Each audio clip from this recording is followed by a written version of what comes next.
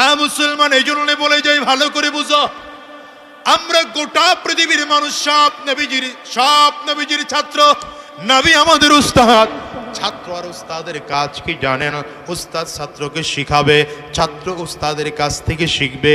হ্যাঁ, নবীজি জমিন থেকে বিদায় হয়ে গিয়েছেন, তবে নবীজি বাস্তব অর্থে সাহাবায়ে কেরামদেরকে শিখিয়েছেন, সাহাবায়ে কেরাম তাবিঈনদেরকে শিখিয়েছেন, তাবিঈন তবে তাবিঈনদেরকে শিখিয়েছেন, তবে তাবিঈন আইম্মা মুজতাহিদিনদেরকে শিখিয়েছেন, আইম্মা মুজতাহিদিন উলামায়ে মুতাকাদ্দিমিনদেরকে শিখিয়েছেন, উলামায়ে মুতাকাদ্দিমিন মুতাআখিরিনদেরকে শিখিয়েছেন। আজকে তারাও না। আমি মাঝে মাঝে বলি, এই চেয়ারগুলোতে বসার যোগ্যতা আমরা রাখি না। এই চেয়ারগুলোতে বসে বসে বড়রা আমাদের দেশে বয়ান করতেন, তবে আমরা কেন বসলাম? কাব্বারানি মাউতুল কুবারা, বড়রা আমাকে, বড়দের মৃত্যু আমাকে বড় বানিয়ে দিয়েছে। কারণ হলো, এমন চেয়ারগুলোতে বসে বসে সদর সাহেব হুজুর বয়ান করতেন মানুষদেরকে। এমন কোন চেয়ারে বসে বসে হাফিজ জি হুজুর রহমাতুল্লাহ আলাই বয়ান করতেন এদেশের মানুষদেরকে। এমন কোন চেয়ারে বসে বসে শায়খুল হাদিস আল্লামা আজিজুল হক রহমাতুল্লাহ আলাই বয়ান করতেন।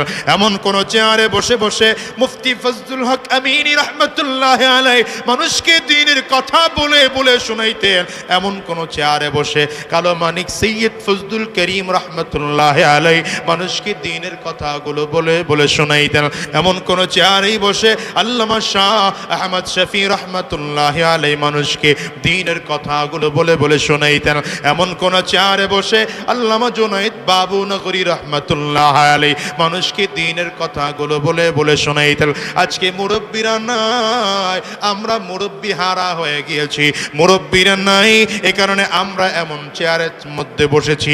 আসলে চেয়ারগুলোতে বসার যোগ্যতা আমরা রাখি নাই। কিন্তু বলে গেলাম রে মুসলমান ভাই, যদিও যোগ্যতা নাই, বড়দের কথা অনুযায়ী আপনাদেরকেও শুনিয়ে যায়, নবী আর আসবে না।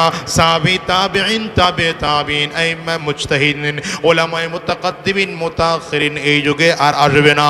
এই যুগের উলামায়ে কেরাম এখন মুরব্বী যারা আছেন, ধীরে ধীরে ধীরে ধীরে আমাদের মাথার উপর থেকে ছায়াগুলো সরে যাচ্ছে। তারা এক এক করে বড় বড় মুরব্বীরা জমিন থেকে বিদায় নিচ্ছেন।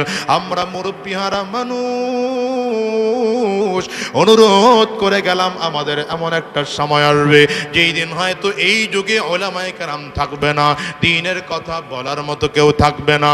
যতদিন আছে কোরআন ও সুন্নাহ অনুযায়ী উলামায়ে কেরাম আপনাদেরকে কথা শোনায়, আপনাদেরকে দ্বীনের দিকে ডাকে। সবচেয়ে বড় উচিত হলো এই উলামায়ে কেরামদের কথাগুলো শুনে শুনে শুনে শুনে নিজের জীবনটাকে পরিবর্তন করা। কেন বলি জানেন? কারণ হলো, দুনিয়ায় আমরা কেউ চিরজীবন থাকার জন্য আসি নাই। এই দুনিয়ায় কেউ চিরজীবন থাকতে পারে নাই বাজান। আপনি আর আমিও দুনিয়ায় চিরজীবন থাকতে পারবো না।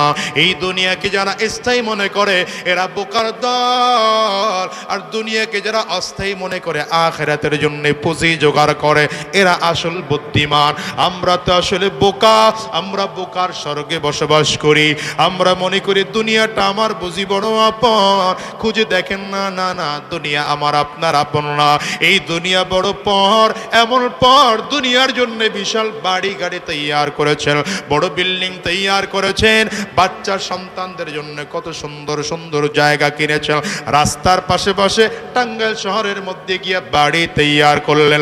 একটু ভালো করে হিসাব করে, যেই সন্তানদের জন্য এত বাড়ি তৈয়ার করলেন, মাথার ঘাম পায়ে ফেলে ফেলে ফেলে ফেলে যেই সুন্দর একটা বাড়ি তৈয়ার করলেন, যেদিন আপনি আমি জমিন থেকে বিদায় দামি কাঠ থেকে নামায়া ফুলের চাটাই করে চাটাই বিছাইয়া দিছে।